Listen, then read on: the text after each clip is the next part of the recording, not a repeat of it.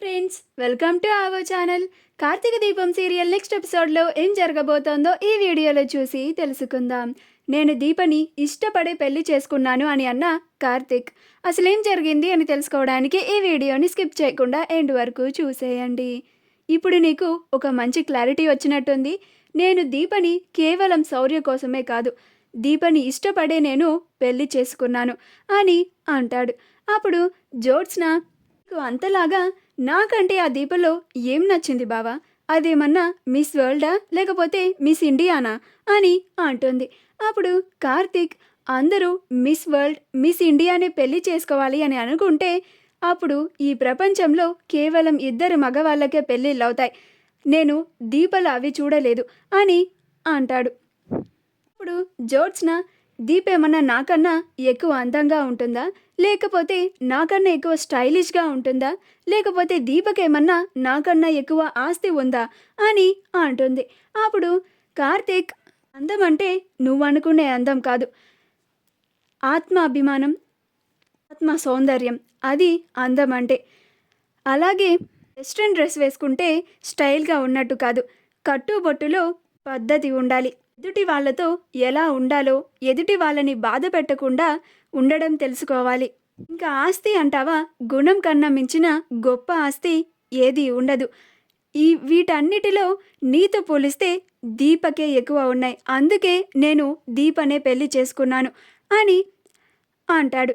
అప్పుడు జ్యోత్స్న, నేను నీకోసం ప్రాణాలు ఇవ్వడానికైనా సిద్ధంగా ఉన్నాను బావా, దీప కానీ నీకోసం ప్రాణాలిస్తుందా అని అంటుంది. అప్పుడు కార్తీక్ పక్కపక్క నవ్వుతాడు. అప్పుడు జ్యోత్స్న, ఏంటి ఇలా నవ్వుతున్నాడు, ఏంటి బావ నవ్వుతున్నావు అని అంటుంది. అప్పుడు కార్తీక్, ఏంటి ఇంత సీరియస్ డిస్కషన్లో మరి జోకేస్తే నవ్వురాదా అని అంటాడు. అప్పుడు జ్యోత్స్న, నేను ఇంత సీరియస్గా మాట్లాడుతుంటే నీకు జోక్లా ఉందా బావా అని అంటుంది. అప్పుడు కార్తీక్, మరి నువ్వు నా కోసం ప్రాణం ఇస్తా అంటుంటే నాకు నవ్వే వస్తుంది. మరి చిన్నప్పుడు నువ్వు కలువ పువ్వు కావాలంటే నీకోసం నేను చెరువులోకి దూకాను, గుర్తుందా? అప్పుడు ఆ లోతు ఎక్కువ ఉండడంతో నేను మునిగిపోయాను. అప్పుడు నువ్వు అయ్యో మా బావ మునిగిపోయాడు అని భయంతో పరిగెత్తి పారిపోయావే తప్ప వచ్చి నన్ను కాపాడావా? అట్లీస్ట్ నాకు చెయ్యన్నా అందించావా? నీ అంత వయసున్న ఒక పాపే వచ్చి నన్ను కాపాడింది, అప్పుడు ఆ పాప కాపాడిన ప్రాణం ఇది అని అంటాడు. పోనీ మొన్నీ మధ్యన నాకు అవసరమైనప్పుడు నువ్వేమన్నా వచ్చి నాకు బ్లడ్ ఇచ్చావా? కానీ దీప నాకు బ్లడ్ ఇచ్చింది. ఇప్పుడు దీప కాపాడిన ప్రాణం, అందుకే నేను దీపకే సొంతమయ్యాను అని అంటాడు. ఎవరిని ఎవరికి ఇవ్వాలో, ఎవరిని ఎవరికి కట్టపెట్టాలో ఆ దేవుడికే బాగా తెలుసు. నీకు నాకు రాసి పెట్టలేదు జ్యోత్స్న. మనకి రాసి పెట్టలేని దాని గురించి ఆలోచించడం టైం వేస్ట్ అని అంటాడు. నుంచైనా నువ్వు ఇలా కార్లకి అడ్డుపడడం మానుకో. లేదు, నేను అడ్డుపడతాను అంటే నేను తప్పించుకొని వెళ్ళిపోతాను. కష్టాలని ఇలా అడ్డుపడే వాళ్ళని దాటుకొని వెళ్ళడం నాకు అలవాటైపోయింది జ్యోత్స్న అని తన కార్ని తీసుకొని వెళ్ళిపోతాడు.